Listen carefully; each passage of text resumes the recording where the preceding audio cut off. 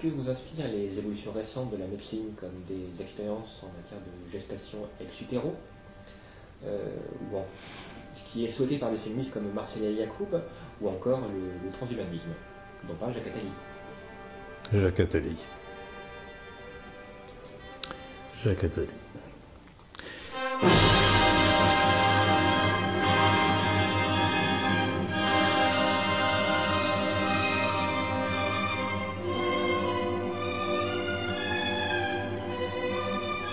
Bonjour Monsieur Pont-Carnasac, vous êtes essayiste, vous êtes l'auteur de nombreux ouvrages sur le nationalisme, la maçonnerie, le mondialisme. Merci de bien vouloir accorder cet entretien à Égalité et Réconciliation Aquitaine. Tout d'abord, pourriez-vous, pour ceux qui ne vous connaîtraient pas, vous présenter et peut-être parler de votre filiation avec Jacques Pont-Carnasac? Bon, tout d'abord, merci de m'avoir invité. Ma filiation. Bon, alors, déjà pour commencer par moi, comme vous le savez, je pense, je suis neurochirurgien de formation, je suis à la retraite maintenant, et comme je le dis toujours à certains qui me demandent si je ne regrette pas la période où j'opérais, je leur dis non, rassurez-vous, je pratique un autre type de chirurgie maintenant. Et donc, en principe, rien ne me prédisposait à m'occuper de politique, puisque j'avais suffisamment à faire avec mon métier. Et puis, incontestablement, il y a eu deux choses qui sont intervenues. D'une part, parce que avec mon père et ma mère, on discutait énormément lors des repas.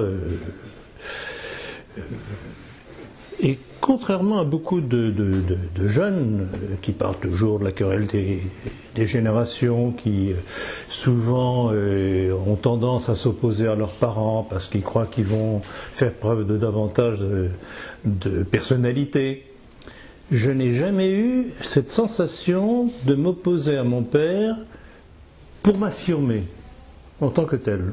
J'étais d'accord avec ce qu'il disait, avec les informations qu'il donnait, avec les conclusions qu'il en tirait. Peut-être que dans l'ardeur de ma jeunesse à l'époque, j'étais peut-être plus dur que lui encore. Et puis peut-être, ça explique aussi certainement mon tempérament de chirurgien. J'étais déjà certainement tranchant. Donc voilà pour moi, j'ai été, par la neurochirurgie, j'étais très curieux de tout ce qui se faisait comme nouveauté en médecine, dans ce domaine-là. Et j'ai beaucoup voyagé.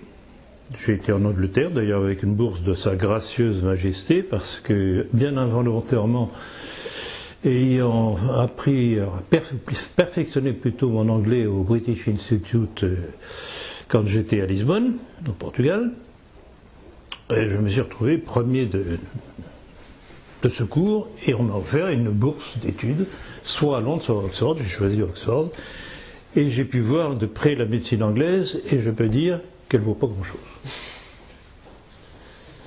Comme ils disent, ils sont très old-fashioned. Bon, bref, laissons là-dessus. Et puis j'ai fait le tour des grandes universités françaises.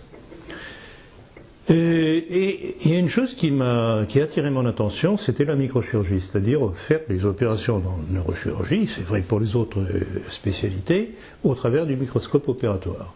Ce qui a donné ça a donné un bond fabuleux au point de vue capacité opératoire, et chose qui était absolument infaisable avant. Donc je peux dire, au risque de paraître immodeste, j'ai été un des pionniers en microchirurgie appliquée à la neurochirurgie. Bon, là-dessus, suffit pour moi. Alors, ma filiation intellectuelle avec mon père. Je reviens sur ce que je disais tout à l'heure, qu'on discutait énormément. Donc c'était l'époque, les séquelles de la libération-épuration, dont il a été victime. Il faut savoir tout de même qu'il a été condamné à mort par contumace à 3 reprises, par la justice gaulliste. Il faut même savoir ça. Et que s'il n'avait pas eu la bonne idée de trouver le moyen d'aller au Portugal, se mettre sous la protection du président Salazar, j'aurais été orphelin très rapidement. Voilà. Alors, je voudrais revenir sur une chose qui a son importance, parce que ça explique non seulement ma filiation, mais sa filiation a lui aussi l'importance d'un livre. Ce qui a fait basculer mon père et qui l'a amené à la politique, ça a été un livre de Drummond, La France juive, qu'il a découvert. Il avait 16 ans à l'époque. Un jour qu'il était en vacances chez son grand-père. Il lit ce livre et il découvre le pourquoi de l'évolution de la France. À son époque, qui n'était pas encore ce que nous vivons aujourd'hui. Donc vous imaginez ce qu'un Drummond et ce que mon père aurait pu dire aujourd'hui. Donc j'insiste bien là-dessus parce qu'un livre peut déterminer des générations. Pas simplement un individu, mais des générations. Voilà. Bon, bah, je crois que sur cette question-là, je crois qu'on l'a dit suffisamment. Vous venez d'aborder la question, vous êtes connu pour vos positions anti-gaullistes. Pourriez-vous exposer vos griefs envers le général? Je ne parlerai pas de griefs. Je suis un scientifique. Bon, il y a non seulement ce qu'avait supporté mon père, bien entendu, qui ne me prédisposait pas pour une certaine sympathie envers l'individu, mais c'est surtout la connaissance de ce qu'était cet individu. Alors je vais tout de même faire un certain nombre de rappels. C'est un homme c'est un politique, un politicien, qui toute sa vie a fui le danger. 1916, il relevait d'une légère blessure, il avait réussi à s'attarder dans les ministères, au ministère de la guerre, et puis finalement, vu la casse de militaires français au front, on finit par le renvoyer au front.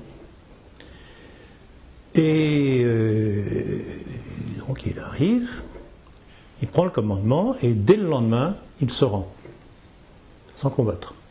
Et tout ça est exposé très clairement dans un livre qui a été écrit par un Bordelais, un certain Yves Amiot, et son livre s'appelle La Capture. Et ça a été publié dans une maison d'édition bordelaise qui s'appelait Ulysse, parce qu'elle a disparu maintenant. Donc j'invite très vivement ceux qui entendent ce que je dis ce soir à se procurer ce livre, parce que ça explique tout le personnage de Gaulle. Sa haine vis-à-vis de l'armée française, et puis vous verrez plus tard sa haine vis-à-vis des Français d'Algérie.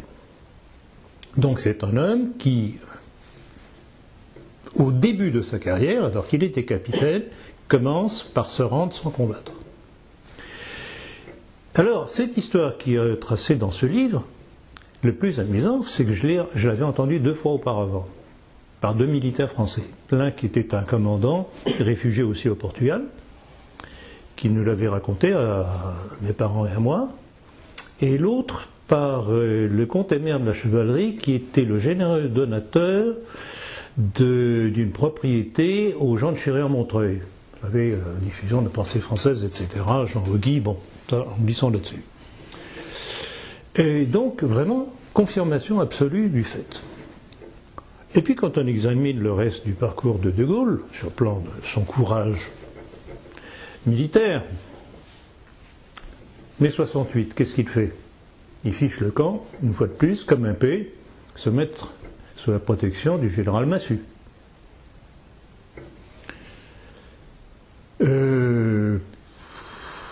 L'affaire d'Algérie, bon, tout le monde connaît son parjure. Les belles promesses qu'il avait faites aux Français d'Algérie. Il y a l'histoire très trouble de l'assassinat de l'amiral Darlan, où il s'est bien servi d'un jeune de l'Action française à ce sujet-là, Bonnier de la Chapelle, qui curieusement a été très rapidement exécuté après. La mort aussi suspecte du général Giraud, son fils en a parlé d'ailleurs dans un livre. Donc on voit que c'est un politique qui se met à l'abri et qui écarte au fur et à mesure les concurrents possibles. Et puis c'est tout de même, il faut le reconnaître, l'homme qui est responsable de 2 guerres civiles interfrançaises. Voilà. Alors, on pourrait dire, ah oui, ça, bon nombre de bourgeois de l'époque, je mets encore ça dans l'oreille, qui disaient à mon père, ah oui, mais tout de même, il nous faut un régime fort, parce que la 4e République, c'est l'anarchie, etc. Oui, tout à fait d'accord, mais alors pourquoi pas l'Union soviétique? En fait, De Gaulle n'a fait que poursuivre, mais de manière forte, la politique détestable de la 4ème République. Alors je vois pas l'intérêt. Je préfère un pouvoir faible, et d'ailleurs, petite parenthèse, c'est pour ça que lors des dernières présidentielles, j'avais d'abord proposé de voter pour François Bayrou, parce que j'escomptais qu'il serait certainement moins pernicieux qu'un Sarkozy ou qu'un Hollande.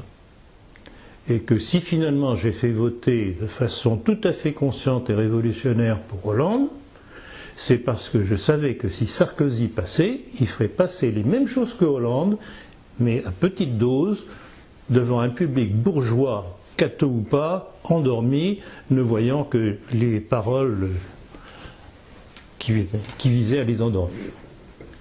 Donc la politique est une chose sérieuse, ça ne se fait pas avec des sentiments, ça se fait en réfléchissant bien et en pesant ses coups, comme dans un jeu d'échecs. Vous avez quelque peu anticipé la question suivante. En ce qui concerne le bilan gaulliste, 50 ans après la naissance de la 5e République et de la département d'Algérie,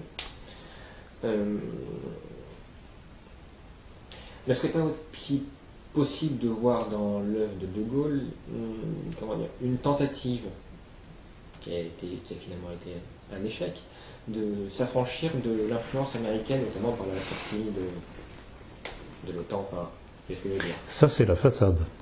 Parce que rappelez-vous tout de même un certain discours de Brazzaville qui promettait la décolonisation. Alors, est-ce que vous croyez que c'est pas une allégeance, ça ?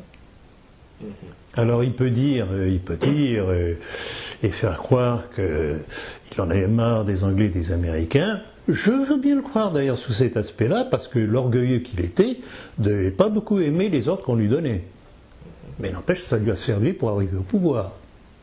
Et puis il a donné des gages, Brazzaville entre autres, et puis l'exécution des promesses. Parce que ce que nous vivons aujourd'hui,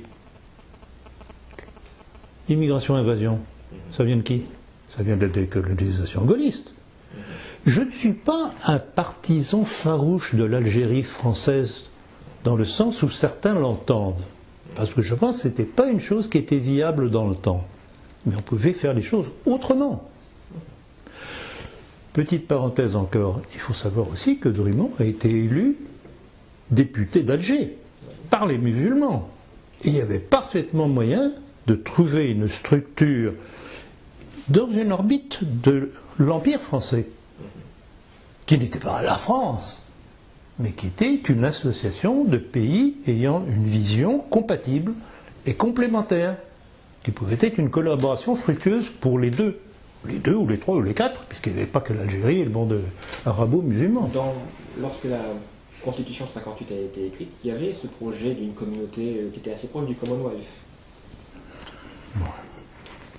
Même si ça a été assez non, c'était une chose qui aurait dû être fait avant, et pas dans le sang comme ça a été fait. Alors on commence par massacrer. Alors, rappelez-vous une chose que j'ai citée, que je cite très régulièrement dans mes écrits, notamment dans mon livre Le nationalisme français, l'origine de la haine des musulmans vis-à-vis de la France, enfin vis-à-vis de la République. C'est ce que j'essaye de leur faire comprendre d'ailleurs. C'est le décret Crémieux. J'ai vu d'ailleurs avec plaisir qu'Alain Soral, dans un de ses entretiens, avait rebondi là-dessus et avait passé plusieurs passages d'une de mes conférences sur le sujet. Et je pense que si on n'a pas compris cette dimension-là, on n'a rien compris de cette animosité. Alors, certains me diront, et me l'ont dit d'ailleurs, « Ah mais vous croyez que le musulman là du coin sait ce que c'est que le décret Crémieux ?» Je dis, oui, probablement pas, vous avez raison, mais dans la mémoire collective, c'est ça. Cette animosité qui ne s'explique pas, mais qui est là, on leur a manqué. Parce que tout de même, le décret Crémieux, c'était quoi ? C'était donner la nationalité française aux seuls juifs d'Algérie, qui ne s'étaient même pas battus pour la France en 1870 contre la Prusse, alors que nombre de musulmans, dont le Bachagha Mokrani, qui était un kabyle, s'étaient battus. Et on leur envoie un crachat en pleine figure, pas plutôt ils reviennent du front, en les traitant citoyens de deuxième zone. Bah, étonnez-vous après ça. Alors cette insurrection fut matée dans le sang. Et elle fut à nouveau matée dans le sang à la Libération. Et là, j'en ai parlé dernièrement dans plusieurs conférences. la façon dont le ministre communiste de Gaulle, Charles Tillon, a massacré il était ministre de l'air, les manifestants musulmans qui protestaient contre la remise en vigueur du décret Crémieux, puisqu'il faut savoir que ce décret Crémieux avait été abrogé sous le régime de Vichy par le maréchal Pétain, et qui le remet en vigueur, pas plutôt arrivé au pouvoir à Alger, De Gaulle et Jean Monnet, hommes des Américains. Alors vous parliez tout à l'heure de distance de Gaulle vis-à-vis des Américains. Doucement quand même. Donc c'est tout ça qu'il faut savoir pour comprendre pourquoi il y a ce fossé entre le monde arabo-musulman et nous. Et il faut que chacun comprenne le pourquoi des choses. Si on veut finir par se comprendre et pas se massacrer réciproquement. Pour le bénéfice du mondialisme judéo-maçonnique. Bien. Vous avez souvent écrit sur la maçonnerie. Pourriez-vous expliquer les grandes lignes de votre thèse concernant ce mouvement et son action? Alors, c'est pas une thèse, c'est une constatation. Petite nuance. Et, bon, là, évidemment, j'avais baigné dès mon plus jeune âge dans ce problème maçonnique, puisque là aussi, c'est un petit rappel à faire. Mon père avait été chargé par le maréchal Pétain de dépouiller les archives de la maçonnerie. D'où les condamnations à mort dont je parlais tout à l'heure au début de notre entretien. Donc je connaissais quelque peu le sujet, mais c'est pas pour autant que j'ai cru les choses que me disait mon père, comme ça. J'ai approfondi, j'ai essayé de creuser les choses. D'ailleurs, il a écrit un bouquin qui s'appelait Le secret des francs-maçons.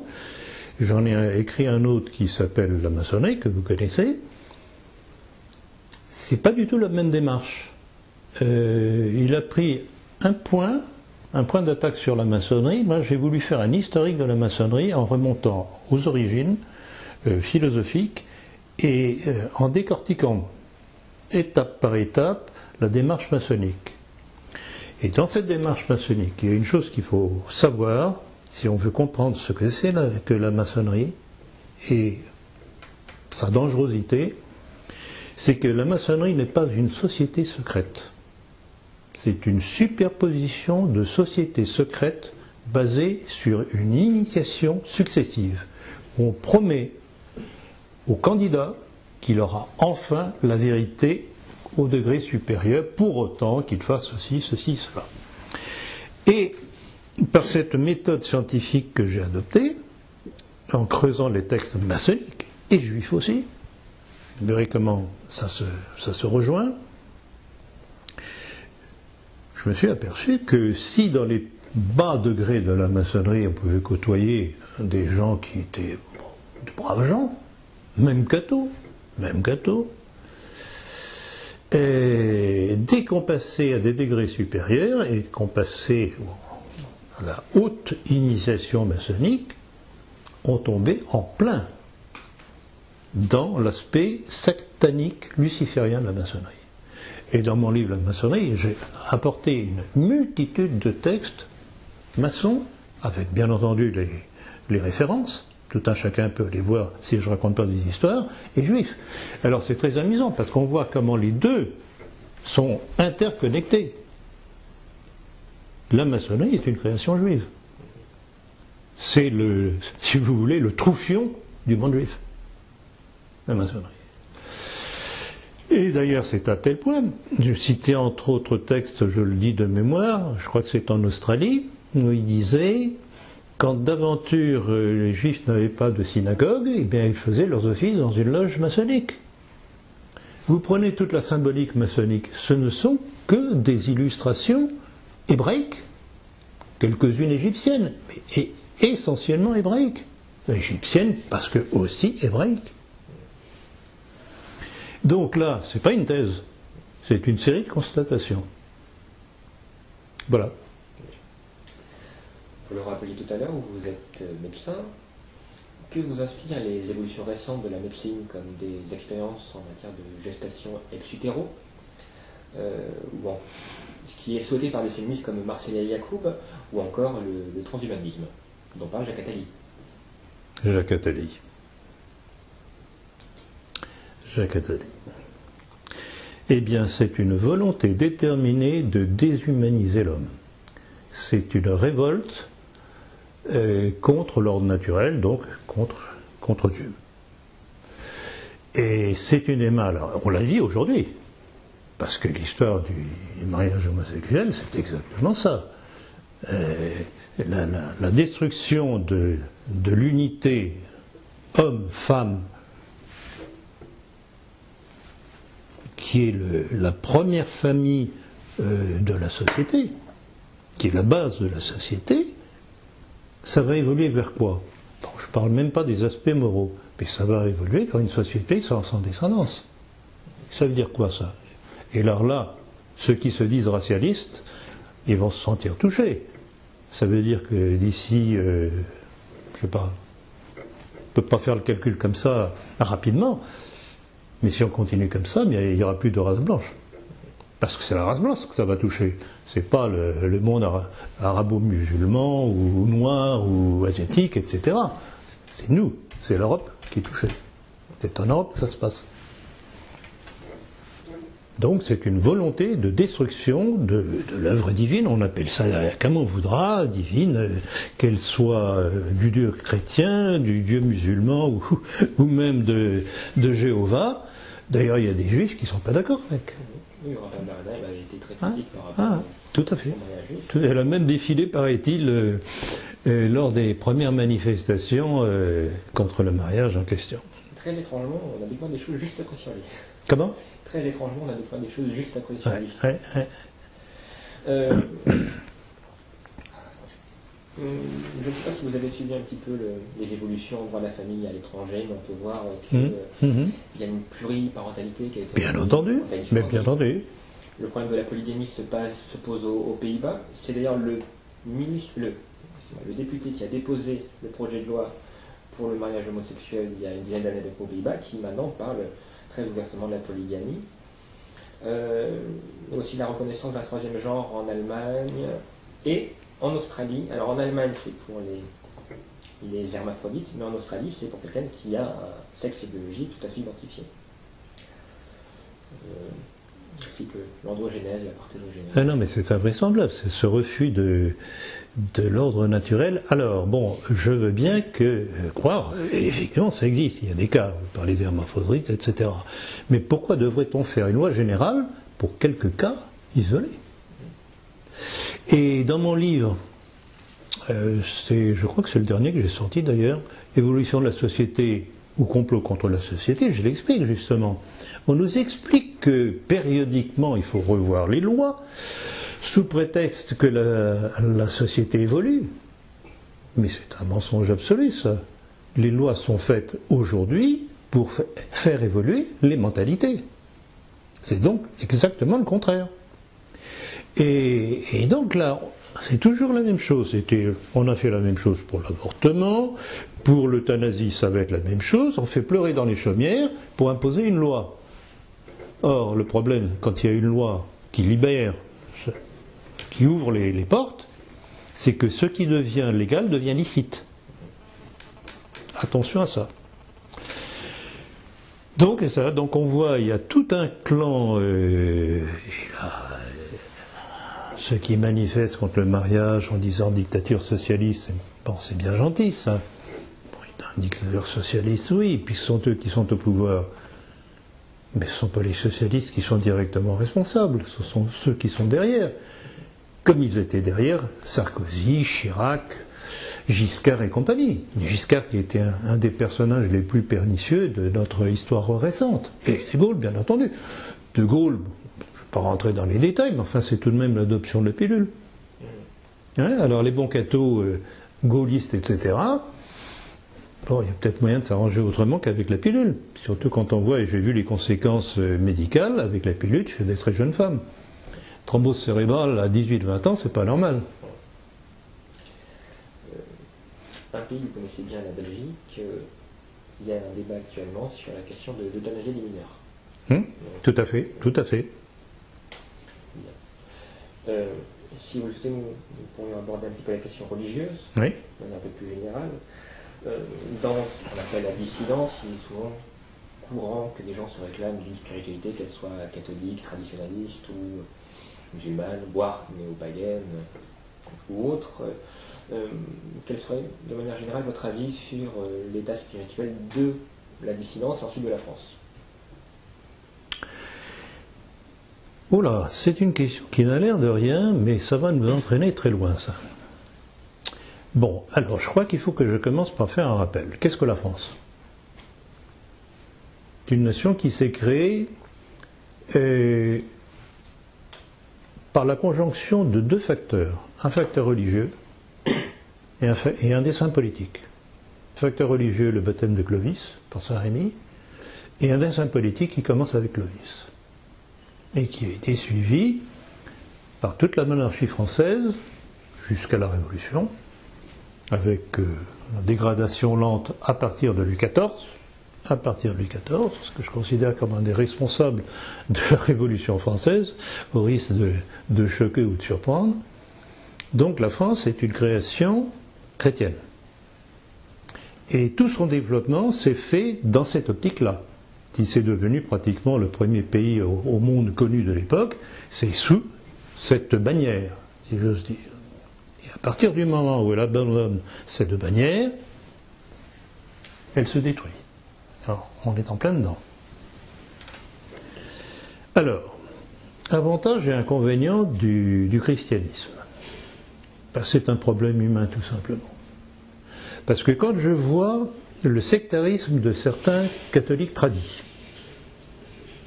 qui n'est que du pharisianisme talmudique, comme je dis, ils en viennent à la même position que les juifs. C'est un pharisianisme hors de la fraternité, point de salut, hors de la tradition, point de salut. Je peux, si j'étais le bon Dieu, je ne le suis pas, je ne crois pas que j'aimerais ce genre de discours, parce que, de quel droit? Il peut y avoir des gens qui n'ont pas eu la connaissance du christianisme, qui l'ont tout simplement, et qui ne sont pas nécessairement damnés à cause de ça. Est-ce qu'il va y avoir que les cathos, et à l'intérieur des cathos, que les tradis, à l'intérieur des tradis, que les cédévacantistes? Il ne faut pas rigoler quand même. Et c'est ça qui est dérangeant, et c'est ça qui explique en grande partie le succès d'un certain néopaganisme et de l'athéisme, c'est ce rejet de cet essai d'enfermement par certains gourous de la religion. Je suis traditionnaliste, et je le dis vraiment en pensant et en pesant ce que je dis. Il y a le message, et il y a l'utilisation du message par certains. C'est pas la même chose.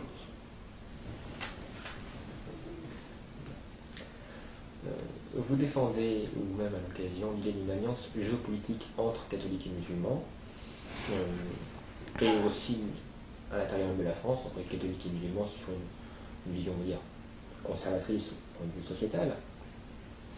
Pourriez-vous expliquer plus précisément votre point de vue? Bon, j'ai un petit peu effleuré la chose tout à l'heure en rappelant le rôle du décret Crémieux dans le divorce entre le monde arabo-musulman et la France. Alors, premièrement, il ne faudrait ne pas confondre les serviettes et les torchons. Il y a la France d'un côté, la France telle qu'elle est, telle qu'elle a été, telle qu'elle est par ses origines, et l'utilisation faite du mot France par les républiques successives depuis la Révolution française. Parce que le déni fait au monde arabo-musulman avec le décret Crémieux, c'est la République judéo-maçonnique. Celui qui a imposé le décret Crémieux, c'est M.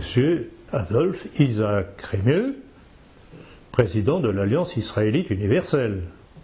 C'est pas la France. On ne parle pas de la même chose. Donc il y a ça qu'il faut bien voir. Bon, quand on parle moi c'est ma démarche scientifique. J'essaye de, pas simplement de regarder les effets, les symptômes d'une maladie. J'essaye, si je veux guérir les symptômes, de remonter à la cause. Donc ça a été ma démarche. Alors comment arriver à dénouer ce drame? C'est qu'on se comprenne. D'abord qu'ils comprennent que ce n'est pas la France, que ce sont leurs ennemis de toujours, comme ce sont aussi nos ennemis, et que donc on a un ennemi commun. Et qu'au lieu de se taper dessus, on pourrait travailler ensemble. Il faut qu'ils cessent de croire que le monde judéo-maçonnique qui occupe la France actuellement leur donne le pas sur les Français de souche pour leurs beaux yeux. Ils ne le font, enfin ceux qui occupent la France, le lobby judéo-maçonnique, comme on l'appelle, ne le fait que pour détruire la France chrétienne. Et ils vont vite s'en rendre compte, parce qu'on voit déjà dans le monde juif actuellement une inquiétude devant certaines réactions antisémites du monde musulman. Et on voit, et d'ailleurs c'est ça toute l'ambiguïté de certaines réactions des milieux dits nationaux, notamment au Front National, c'est de se dire chic, on va pouvoir s'appuyer sur les juifs contre les musulmans. Et ça, il faut que les musulmans comprennent aussi. Vous voyez, tout ça c'est de la dialectique. Il faut que les uns et les autres on comprenne qu'on est manipulé par les mêmes et qu'on est détruit par les mêmes. Le jour où les élites arabo-musulmanes auront compris ça, eh bien on pourra rebâtir quelque chose en collaboration et de façon complémentaire. Je crois que je vous dis, il faut partir du réel des faits, et pas s'embarquer. Bon, c'est pas parce qu'il y a malheureusement un certain nombre de crapules arabo-musulmanes qui enquiquinent tout le monde, ça retombe aussi sur les musulmans. Ça leur crée une très mauvaise image. Et je vous signalerai que quand je donne mes conférences à Paris, j'ai de plus en plus de jeunes musulmans qui viennent à mes conférences. Je ne suis pas particulièrement pour l'occupation musulmane de la France. Et je crois qu'ils le comprennent. Voilà. Merci. Ce qui peut nous amener à une petite question subsidiaire peut-être. Vous parlez d'une manipulation judéo-maçonnique. Que pensez-vous de l'hypothèse sur laquelle des élites juives sacrifient leur base, on pourrait dire, dans le sens où une certaine aristocratie juive pourrait parfois sacrifier les intérêts d'une classe populaire juive contre... alors, vous voyez ce que je veux dire. Intéressant votre question. Très intéressant votre question. Mais c'est un petit peu ce qui s'est passé lors de la Deuxième Guerre mondiale, où les grands juifs ont sacrifié les petits juifs pour pouvoir construire la saga de la Shoah. Tout simplement ça. Alors je vais raconter une anecdote, peut-être vous la connaissez déjà, enfin peut-être si vous avez entendu, c'est dans une de mes conférences je crois à Paris. Un jour je faisais une signature de livre dans la librairie La Licorne Bleue à Paris. Dreschmann dû le connaître. Et je vois rentrer un garçon visiblement au type méditerranéen comme on dit, gros, bouffi. Je demande à Dreschmann, il est quoi? Il est musulman, il est juif, il est quoi? Dreschmann me dit, je sais pas. Eh bien, je suis pas allé par quatre chemins. J'interpelle le garçon qui regardait attentivement tous les livres qui étaient là pour la signature. Et je lui dis, mais vous êtes maghrébin ou vous êtes juif? Il me dit, je suis juif. Alors je lève les bras au ciel, je lui dis, ah, je suis content d'avoir un juif et un petit juif devant moi, parce qu'évidemment, vous n'êtes pas monsieur Rothschild. Je cesse de sourire et je lui dis, mais avez-vous réfléchi, vous, petit juif, comment vous êtes manipulé pour les grands juifs qui se servent de votre souffrance pour bâtir votre leur fortune? C'est taillé. Ça aussi, c'est de la dialectique. Alors, je ne sais pas, je pense qu'il doit s'en souvenir. Quel cheminement ma réflexion aurait-elle pu faire dans sa cervelle? Vous connaissez peut-être le travail de Gilad Atzmon à ce sujet, alors Juif errant. Oui, tout à fait. Tout à fait. Il procède toujours par la victimisation. Et d'ailleurs, c'est un de mes projets, je dois faire un livre là-dessus. Si vous observez bien le parcours et l'errance du monde juif. Parler de juifs errants, l'errance du monde juif. À travers les âges, et on va aboutir d'ailleurs à Bernard Lazare avec ça.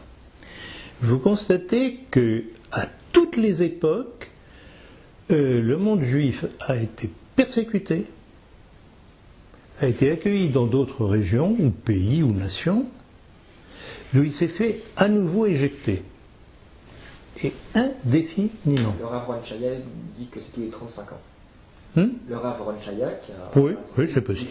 C'est possible. Or, que dit Bernard Lazare, historien juif, partisan de la réhabilitation du capitaine Dreyfus, donc c'est pas un juif anormalement d'extrême droite. Et je cite à peu près de mémoire, c'est dans son livre de l'antisémitisme, que l'on puisse procurer, je crois qu'il est réédité. Je suis content de le dire. Hein? Je suis content de le dire. Oui, tout à fait, tout à fait. Il dit ceci à peu près, si de tout temps, à toutes les époques, sous des religions différentes, sous des régimes différents, le peuple juif a eu des problèmes, c'est que la cause première de l'antisémitisme réside dans le peuple juif lui-même. Et c'est un juif défenseur de Dreyfus qui vous dit ça carrément. Mais c'est fondamental ça. Ça explique tout le drame et le problème juif. Vous êtes aussi connu pour vos critiques du gnosticisme, notamment au sein de la fraternité sacerdotale Saint-Pédis. Pourriez-vous d'abord expliquer ce qu'est le gnosticisme et ensuite quel est l'objet de la controverse? Bon, alors évidemment il faut toujours remonter aux définitions pour qu'on se comprenne que ce ne soit pas la tour de Babel. Que veut dire le mot gnose? Ça veut dire connaissance. Bon. Quelle est la démarche du gnosticisme? C'est de prétendre qu'on arrive à la vérité par initiation successive. C'est exactement la démarche maçonnique. C'est pas par une révélation, c'est pas par l'acceptation de cette révélation, non. On vous tire d'étape en étape en vous disant, à la prochaine étape, vous serez un peu plus illuminé, vous aurez davantage de connaissances, et ainsi de suite. Et on vous balade jusqu'à votre mort. C'est exactement la démarche maçonnique. Alors, bon, que ce soit le dada d'un certain nombre d'intellectuels, à la limite ce ne serait pas dangereux, mais hélas, ce qui m'a fait réagir, c'est quand j'ai vu apparaître dans les milieux de la fraternité Saint-Pédis, et ça remonte déjà aux années fin 70-80, un certain nombre d'abbés de la fraternité Saint-Pédis, l'abbé Tanoir notamment et l'abbé Cellier, qui vous tenaient ce genre de discours gnostique, et qui, dans le même temps, niaient le complot maçonnique. C'est même curieux. Il y a donc compatibilité entre les deux. On peut être gnostique et en même temps refuser de voir le problème maçonnique. Or, dans une structure qui se dit traditionnaliste, qui prenait la suite de Monseigneur Lefebvre, qui lui-même combattait la maçonnerie, puisqu'il avait invité à son époque et le professeur Bernard Faye et mon père pour expliquer à ces jeunes séminaristes ce qu'était que la maçonnerie, il y a peut-être, me semble-t-il, une inversion de direction. Et aujourd'hui, il n'est plus possible de nier cette inversion, puisqu'on trouve comme responsable des finances de la fraternité un certain maître Cras, qui est un juif sioniste, au sein de la fraternité Saint-Pédis. Enfin, je crois que Monseigneur Lefebvre doit faire des bonds dans sa tombe. Alors, je ne suis pas un tendre, mais je mets au défi quiconque de démentir ce que je dis, parce que je me base toujours sur des faits. Et ce que je vous dis ce soir, je l'ai envoyé à Monseigneur Felet, aux principaux responsables de la fraternité. Il n'y en a qu'un seul qui m'a répondu. C'était Monseigneur Williamson.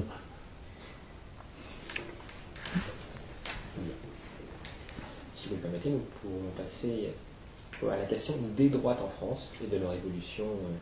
Les deux? Les droites. Les droites. Oui. On pourrait dire que globalement, il y a eu deux écoles de pensée qui ont été essentiellement marquées, qui sont l'Action française et le Grèce.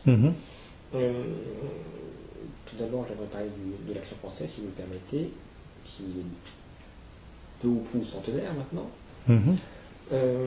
Largement. N'y aurait-il pas, comment dire, à certains moments des occasions manquées de la part de ce mouvement, notamment en ce qui concerne la question sociale, la question Tout à fait. Tout à fait. Henri Coston le dénonçait. Tout à fait. Tout à fait. Et pourquoi croyez-vous que des garçons comme Henri Coston, mon père, et quelqu'un qui malheureusement n'a pas eu la notoriété qu'il aurait dû être, qui était Maurice Yvan Sicard, plus connu en littérature sous le nom de Saint-Paulien, si vous trouvez des livres de lui, notamment Le Soleil des Morts, je vous le recommande très vivement. Pourquoi croyez-vous que ces trois garçons, à l'époque, qui étaient d'Action française, sont passés au Parti populaire français de Doriot? C'était justement parce qu'ils avaient cette préoccupation du social. L'Action française a eu incontestablement un grand mérite, c'est de former une élite intellectuelle qui a servi au moment de Vichy, mais qui était trop bourgeoise, qui n'a pas perçu l'importance. D'ailleurs, je crois que ça a été l'origine de le divorce avec Valois, avec Maurice Valois. Or, le nationalisme est nécessairement social. Et comment voulez-vous qu'il y ait une nation forte si on accepte les divisions dans les différentes structures de la société? Il faut que toutes collaborent au même but, qui est le rayonnement du pays pour le bien commun. Ça, le terme de bien commun, ça a disparu depuis bien longtemps des langages politiques. Donc, ça, incontestablement, c'est une des tares de l'Action française, vous faites très bien de le signaler, j'adhère totalement, et je vais ajouter encore deux choses. Le compromis nationaliste de Maurras, qu'il a fait marcher avec Clémenceau. Il faut savoir qui est Clémenceau. Je l'ai cité plusieurs reprises, et notamment dans mon livre Le nationalisme français. C'est un sectaire de la première grandeur.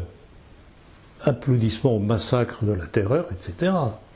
Alors, voir à Maurras, l'Action française, collaborer avec ce genre d'individus, alors que l'on sait pertinemment que la Première Guerre mondiale, comme la Deuxième, a été voulue pour saigner à blanc les peuples d'Europe, je dirais que c'est une stupidité absolue, comme le désespoir en politique, comme il le dit.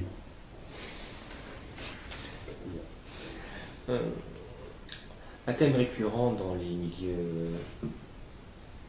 disons, de droite peut être celui du retour à la monarchie en France. Que pensez-vous tout d'abord de la pertinence de cette idée de nos jours, et peut-être aussi la nécessité de refonder une dynastie au regard des différents prétendants que nous avons actuellement au trône de France? Vous me faites plaisir. Vous me faites plaisir parce que c'est un de mes chevaux de bataille. Écoutez, bon, ce sont probablement de très braves gens. Je les connais un petit peu. Il y en a un qui est banquier. Il y en a un qui est banquier.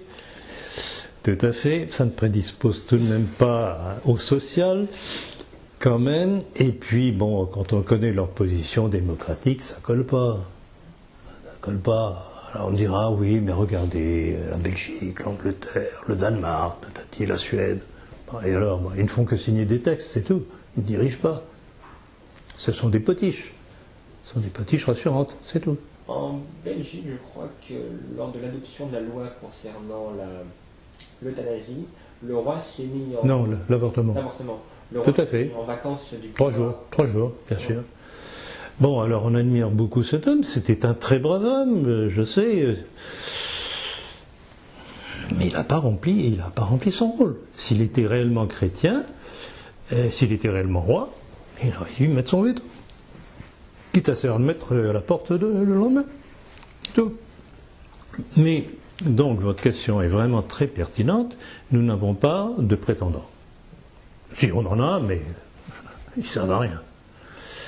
Alors, c'est évident, je ne suis pas le seul à le dire d'ailleurs, il est évident, bon, je suis pour le principe monarchique, parce que je pense que c'est le seul qui peut assurer la stabilité et la poursuite d'un dessein national. Avec les imperfections de l'être humain, bien entendu, il y en a qui seront plus intelligents, moins intelligents, plus faibles, plus forts, etc. Bon. Enfin, même toute la France s'est construite avec des individus de taille différente quand même. Et une certaine Jeanne d'Arc qui a aussi aidé un petit peu. Bon. Il est évident que, ou bien c'est un groupe d'hommes qui imposera un régime républicain mais nationaliste. Alors le mot républicain ne doit pas faire peur, parce qu'après tout, le Portugal Salazar, c'était une république. Nationaliste. Il n'a même pas été président de la République. Il n'a jamais voulu être président de la République, il a été toute sa vie que Premier ministre. Donc vous voyez ce qu'un homme, par sa carrure, peut faire. Donc, ce n'est pas une question d'homme, c'est une question de doctrine. Et il a un mot remarquable, il dit « Tout ce qui a été fait, tout ce que j'ai fait, d'autres auraient pu le faire, mais pas avec d'autres principes. » Tout est là. C'est un problème de doctrine, de philosophie politique. C'est pour ça que j'ai institué notre structure qui édite les livres, Société de philosophie politique. Et toute politique est à la fois une alliance entre le politique, le religieux et le philosophique. Les trois mondes pairs. Et je vais rebondir encore sur l'histoire de la fraternité. Saint-Pie c'est aussi Saint-Pierre, parce que le mal est le même. C'est que ces gens se cantonnent dans l'aspect religieux. La bonne messe. Bon, ben je veux bien. Je ne suis pas contre. Au contraire, je suis partisan de la bonne messe. Mais c'est l'arbre qui cache la forêt. Si derrière la bonne messe, on laisse passer un maître Cras, maître des finances de la fraternité, toute la politique qui va avec, et le glossicisme de la fraternité Saint-Pie, je regrette beaucoup, la messe, c'est pas suffisant. Et en plus de ça, quand vous avez des individus, des religieux, dans cette structure, comme dans la fraternité Saint-Pierre, qui vous disent « ne vous occupez pas de politique, assurez votre âme », simplement, ils laissent la place aux salopards qui fabriquent nos lois, et ils participent à la perte de l'âme d'un certain nombre de nos coreligionnaires. Donc la politique est une chose nécessaire, et là, Maurras avait tout à fait raison, politique d'abord.